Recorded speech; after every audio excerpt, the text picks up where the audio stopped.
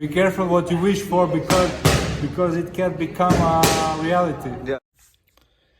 The untouchable True School Sports Empire proudly presents something the boxing games are missing. Hey, what's going on? It's your boy BT, and I came here to talk some boxing with the thousands of True School Sports subscribers. All right, so consider this my post-fight review for Tim Tszyu versus Sebastian Fundora. I was there last night. Great fight, but man, that's why we love the sport of boxing. That's why they fight the fights, because you really and truthfully don't know what the hell is around the corner. I mean, Sebastian Fundora just got knocked out into like the eighth dimension with Brian Mendoza. We ain't seen or heard nothing from Sebastian Fundora. And then he gets the fight with Tim Tszyu on short notice, and now Sebastian Fundora is sitting pretty as your unified, what is it, the WBC and WBO 154-pound champion. So great fight, man. First and foremost, I thought Tim Tszyu got up to a great start. I think he got up to an ideal start. He was able to find the head and punch up at Sebastian Fundora pretty easily in the first, three rounds and some change. But then the real turning point in the fight was when Tszyu's head came forward and he banged on that bony, dense-ass elbow of Sebastian Fundora. And he started bleeding, man. He started bleeding everywhere. They were both bleeding. I mean, the fight was a bloody mess. It looked like a butcher came with a knife and just sliced both of them up because they had blood everywhere. Tim Tszyu could barely see. And it's like the great Mayweather always says, the great Floyd Mayweather always says, that a true champion can adapt to any situation. And I've seen a lot of people who like Tim Tszyu making excuses for him, saying that he had a bunch of blurred vision, which is probably true. It is, but like I've said for many fights and many fighters, this boxing game is a results-based business. They don't care about that. When the lights are on and you're in that ring, under any and all circumstances, you are expected to perform to the highest you can. And to his credit, Tim Tszyu, he was able to make it through the fight, and he showed resiliency to push through the fight. But I just think that it was I enjoyed the fight. I really enjoyed it. I was there. I had a great time. I can barely talk. My voice is still recovering from last night.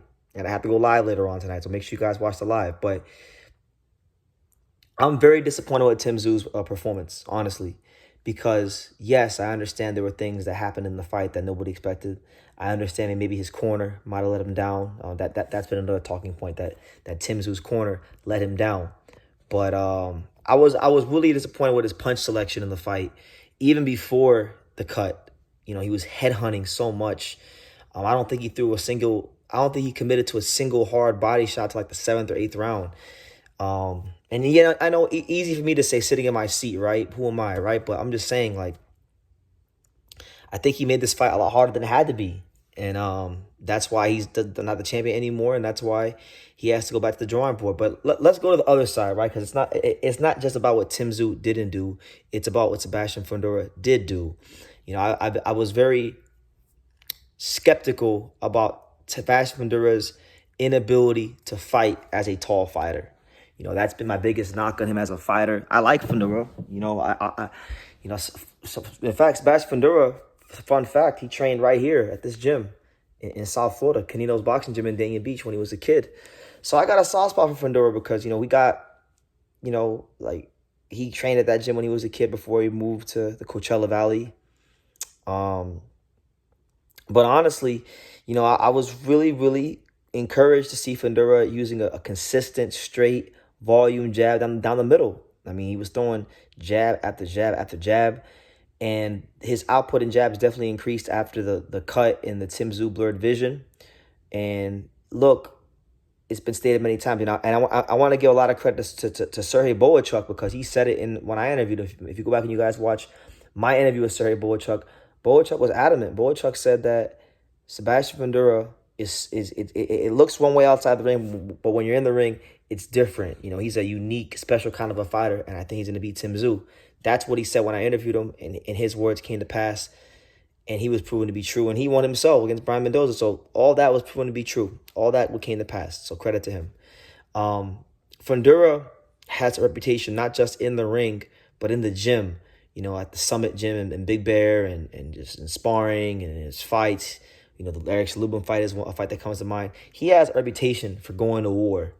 And he won the war of attrition. And now, I mean, this is like one of the craziest plot twists ever, but that's why we love boxing. So now Fundora went from a guy who was completely irrelevant in the division. You got to give Samson Lukowicz, and I've been giving him Samson Lukowicz all his flowers here, because from a managerial standpoint, for him to even get Fundora in the position to fight Tim Tszyu, let him not forget winning the fight, forget even just like getting the belts and becoming champion, for him to even have the opportunity following the loss to Mendoza, it shows you that Samson Lukowicz, his influence and his power that he has in boxing is very, very strong. And so he did his job, and his fighter, when given the opportunity, did his job. And that's when a fighter-manager relationship works the best, when the manager does his job and the fighter does his job. You got to be on one accord. So credit goes to them in all ways. And yeah, Fundora is now in a position to fight Terrence Crawford and Errol Spence, which is absolutely insane. But yeah, it was a great fight. I personally, like, just being honest, I would like to see a rematch, just because I know there's no rematch clause, and they're gonna look to explore fights with Errol Spence and potentially Terrence Crawford. But I really think this fight warrants a rematch. It was a very good fight. It was entertaining. It was competitive. And there's a lot of questions about how it would have went if there was no crazy head clash and all the blood loss. So I would like the rematch. If not now, then later. But it's Sebastian Fundora's night, and he's a champion. And congratulations to him, because he's always had a good attitude to the sport, and he's always been a guy that gives it his all, win, lose, or draw.